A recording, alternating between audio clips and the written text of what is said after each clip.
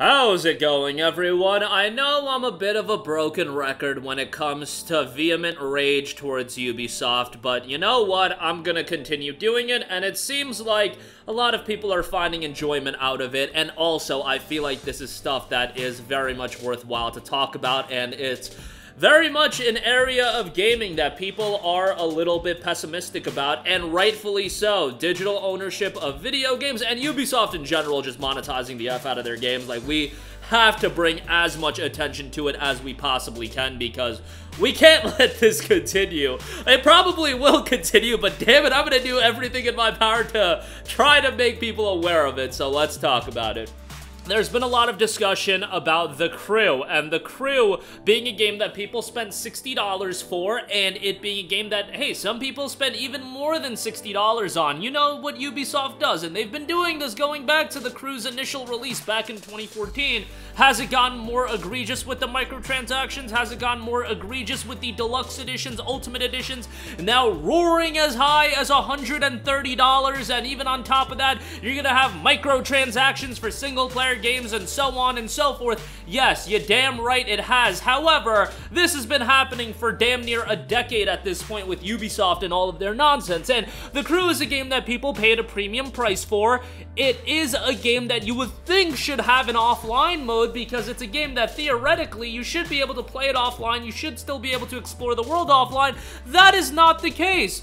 Ubisoft decided not to patch in an offline mode, even though in the files of the game there are some suggestions of a potential offline mode and so on and so forth. Look, that stuff is a little bit above my pay grade, so to speak, but from what I know, people dug through the files, and it looks like an offline mode can certainly happen, and Ubisoft could certainly make it happen, and from what I've heard, people are trying to mod it in as well. It is a very, very questionable thing against people spending their money, ownership of video games, which that has been under fire for a while, especially in regards to digital games. However, in the case of The Crew, if you have a physical copy of this game on PlayStation 4 or Xbox One, you've got a nice coaster, essentially. That's all you've got as far as utilizing the disc and the license on that disc. It's pretty much worthless at this point. I can pull out my copy of Massive Action Game from my drawer, and, you know, that's about worth the same thing. And Massive Action Game was a true 256 online multiplayer first-person shooter, which I can kind of understand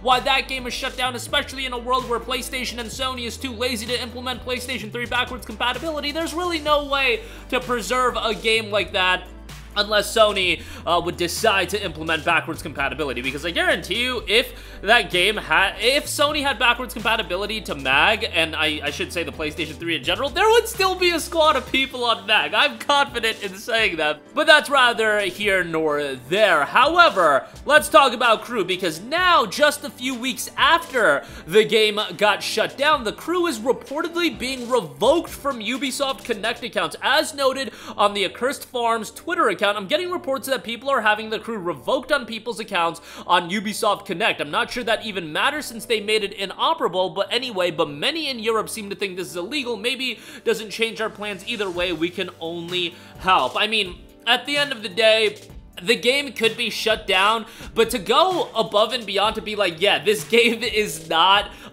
you don't own this game anymore, it does not exist, that just seems like kicking us while we're down. And it's the fact that Ubisoft, of all publishers, would go above and beyond and do that, and now you are getting into a murky legal territory when it comes to digital rights acts and things of that nature as far as this game, you know, being owned. And there is obviously a lot of murky and gray legal area as far as everything that's going on with The Crew, given that it was a premium price game. You know, it shutting down in the first place is a big deal, given that, again, you're losing access to a game that you paid money for.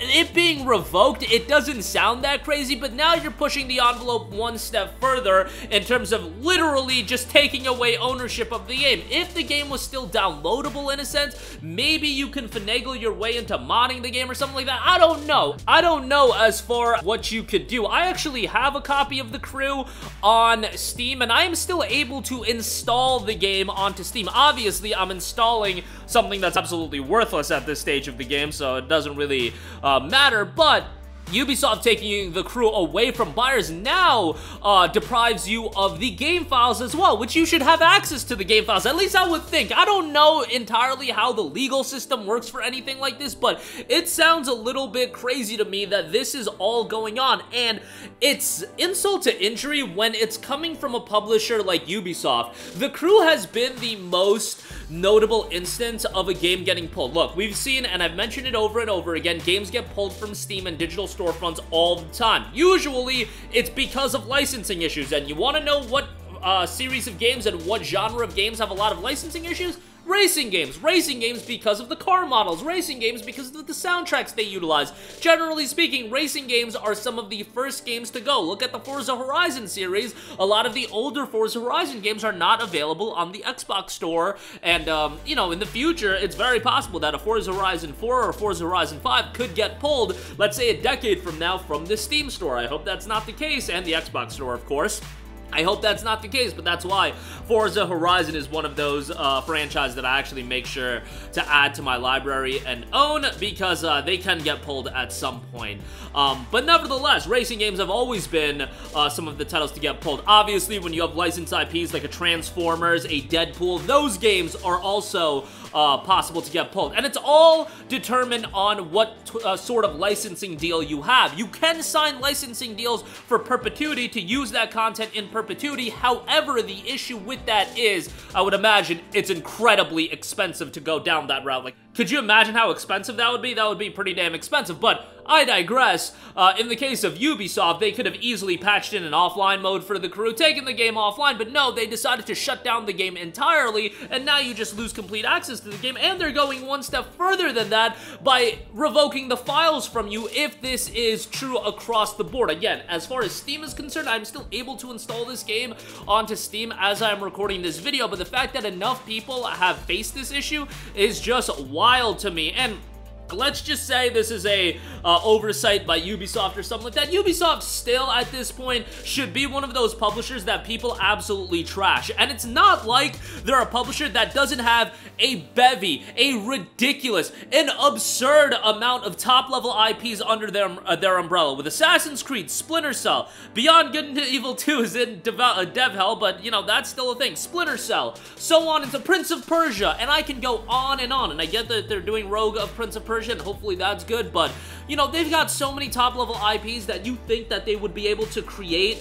quality games, and I get it.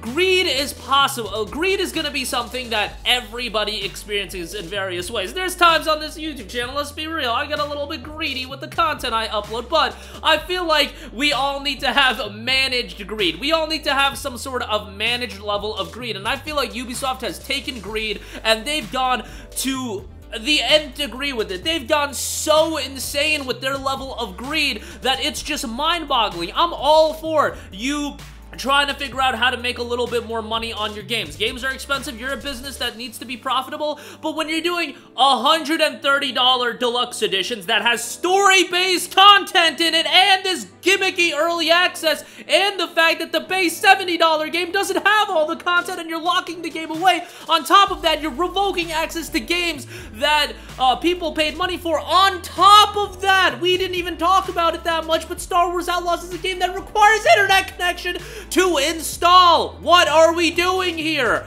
And I get it, like, maybe this isn't a big deal, but Ubisoft just keeps taking an inch, and people keep giving Ubisoft an inch, and thankfully, with Star Wars Outlaws and this crew nonsense, it does seem like people are pushing back, but that inch has already turned into multiple miles, and Ubisoft is just like, yeah, this is the norm, because guess what? When Avatar Frontiers of Pandora came out, it was the same nonsense as Star Wars. You know what the difference is? Nobody cared about Avatar Frontiers of Pandora. Look at that game. It didn't employ the early access gimmick, but it had the $130 deluxe edition with a season pass that was valued at $40. What are we doing?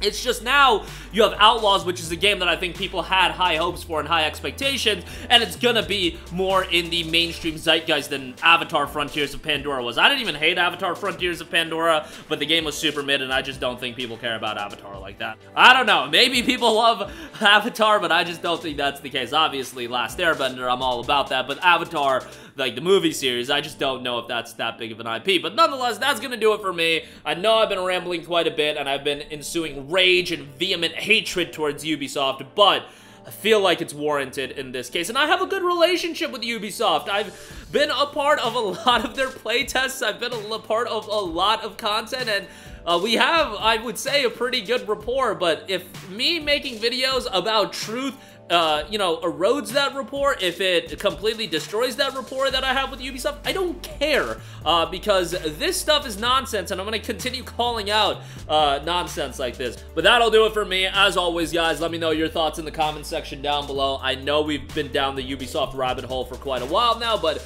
it's still very much a discussion worth having when stuff like this comes out. Sound off with all of your thoughts in the comment section down below. Thank you for watching, and goodbye. Hey guys, we hope you enjoyed the video, and if you did, make sure to hit the subscribe button, and if you're already subscribed, do us a favor and hit the bell icon. This way you'll be notified whenever we post a new video. That's the best way to keep up with all of our uploads, and we usually try to upload 2 videos a day. And with the bell icon hit, you'll be notified whenever we do upload a video. As always, thanks for watching.